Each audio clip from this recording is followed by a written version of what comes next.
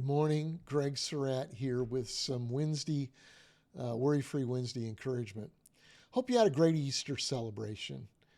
I did. In fact, I'm recording this on Easter between services at Seacoast because I know I was going to be out of town this week. But for those of you who attend Seacoast, you know that Josh challenged us to look up. While I'm not going to repeat his message, I do want to pigtail on that theme of looking up. In fact, Colossians chapter 3 and verse 2 says this, "Set your minds on things above, not on earthly things."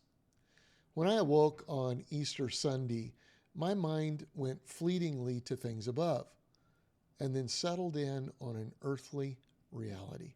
Let me explain. As many of you know, my youngest brother, Chris, went to be with the Lord just a few weeks ago unexpectedly. The journey of grieving has been a challenging but necessary process.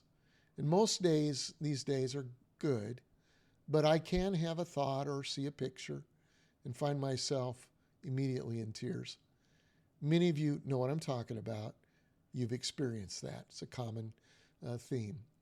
Well, on Easter, I awoke with the thought that we're going to celebrate the risen Christ with thousands of people today. It was exhilarating, as it's been for the last 37 years since Seacoast has been a church. Easter, is a holiday that we look forward to all year long, and actually we celebrate on a small scale each Sunday. I love Easter. I love the thought of it.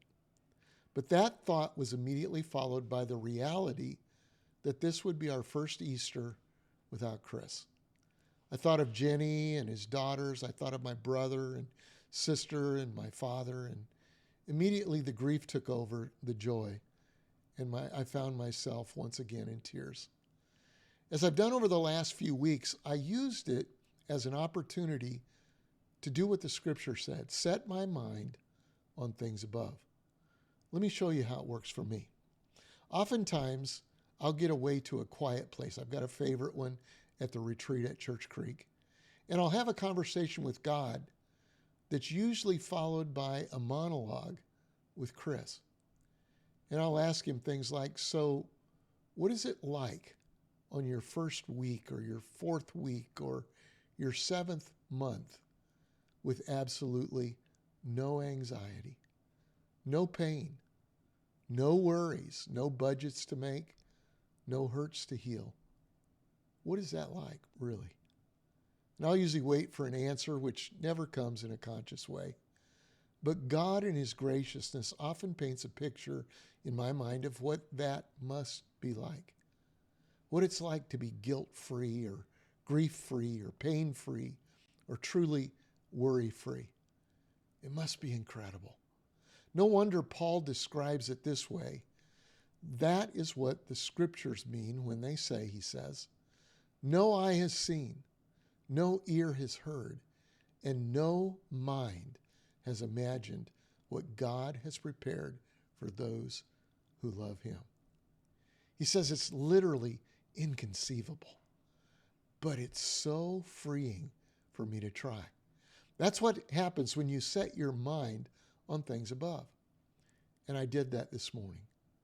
I asked Chris what it must be like to celebrate Easter with the one who started it all. And again, I didn't get a conscious answer, but instead of the grief and sorrow that I was feeling, I did get a sense of what that must be like. It made my worship today that much more intense. So what does that mean to you? Well, I want to challenge you today to take whatever brings you the most pain right now.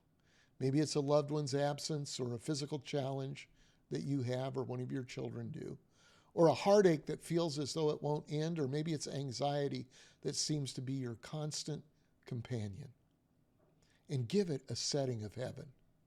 What will it be like someday when this is not even a concern? And then I challenge you to let your heart linger there. See if God brings in his own creative way some comfort. Set your mind on things above. See, I'm not telling you that all the pain will go away right now, because it doesn't. Mine hasn't, but it's manageable. because God is changing my story and the story I tell myself into an eternal story. No wonder the Apostle Paul could say this, to me, to live is Christ, and to die is gain. See, these are not the suicidal words of a depressed apostle. No, they're the confident words of a Christ follower who knows that there is a greater reality than the one that he faces every day. Let's be encouraged by that.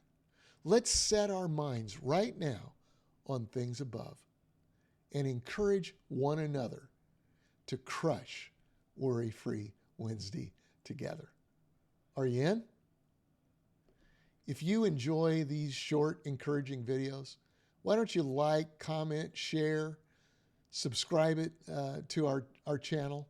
And until next time, I challenge you to worry less, live more, and let's not just have a good day.